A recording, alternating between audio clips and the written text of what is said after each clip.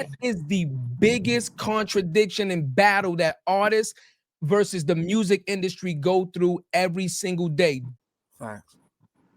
The biggest difference in this music business is the fight between the artist making music as an artist, like a painter. You paint for self, right? Like a Right. sculptor. You sculpt for what you wanna see.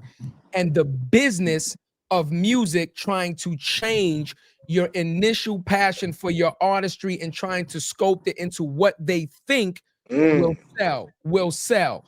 thank you. That is the biggest contradiction and battle that artists versus the music industry go through every single day. Do you stay true to your artistry, to your day one fans that found you in those mixtapes, right? And followed your journey and heard your story, or do you change it up because maybe they're not buying as many albums as the commercial people?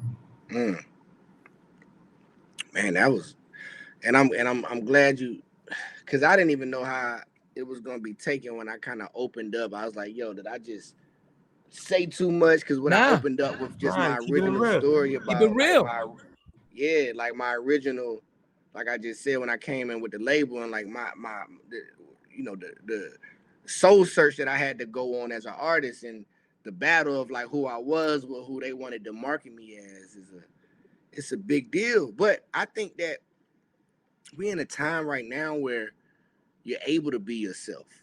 It's a double-edged sword because it's pros and cons. Yeah. Every era that we've ever been in is always pros and cons. In this particular era that we in, the pros is everybody can be lit and famous because the internet has opened it up to where you don't have to go through a label. You don't have to go through anybody. You can just display your talent online, and it's a chance that it'll blow up overnight, Facts. right? You know, and you're able to also be yourself. You got comedians, you got more opportunities for comedians these days to just get online, tell a joke, or do a skit, take off like that. Now you doing skit, you doing 5 skits a week. Now you making money off dropping skits on YouTube and Instagram. You got people who do motivational speeches. It's like, well, back in the day, you would have probably had to go through a whole lot more to get your stuff heard or out there. So these are the good things about the times we living in. But those are the pros. But the cons is that it's oversaturated. Now it's becoming oversaturated.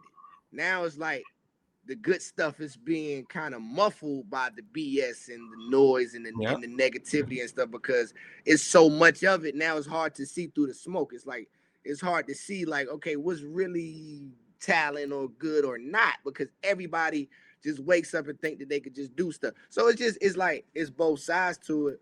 That's And I real. think that, but one of the good things, let's stay on a positive tip, is that, like you just said, I think that artists are able to be themselves more than ever now because of the internet is open. It's opened the audience up to where it's like there's an audience for everybody. There's an audience for the weirdo rapper. There's an audience for the rock star rapper. There's an audience for the conscious rapper. It's an audience for the lyrical rapper. It's an audience for the rapper that just Yeah. makes singy songy hooks. There's and it's always been different audiences, but it was only like one or two people that filled up these gaps. Yeah. You know what I'm saying? Like you Facts. you had like Ja Rule, but then you had like DMX, and then you had like Jay-Z, and they filled up different gaps within hip hop. Now it's like 20 niggas filling up every gap. You feel what I'm saying? So it's like the art, so it's opened up to where more people can fill in these gaps for the different audiences.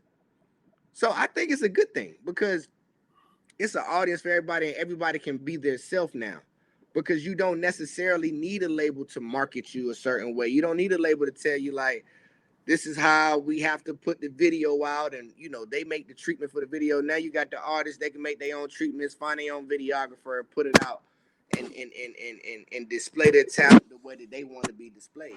But like I said, I gotta go back on it because it's a double-edged sword. Because in my opinion, the labels are also needed sometimes because they're able to make global superstars, and they're able to continue the process. Because now you got artists thinking that they can do it all themselves because they blow up overnight, but then you end up being an overnight success, and it's like 15 minutes of fame because you don't have the correct backing Yeah. to continue that or get. Now there's no such thing as like the sophomore album and then the third and fourth album to really where you can see an artist in their career grow. Like we used to be able to see artists actually grow in their career. Like we can see, okay, he's on his fourth album. What he gonna do now? He on his fifth album. How is he gonna elevate now? Now it's just like there's no process no more of that, of the growth of an artist. It's just like overnight, boom, you get it. You know what I'm saying? And let's see if you can hold on to it, how long you can hold on to it, and how mysterious can you be to hold on to it. You know what I'm saying? Real Like, shit.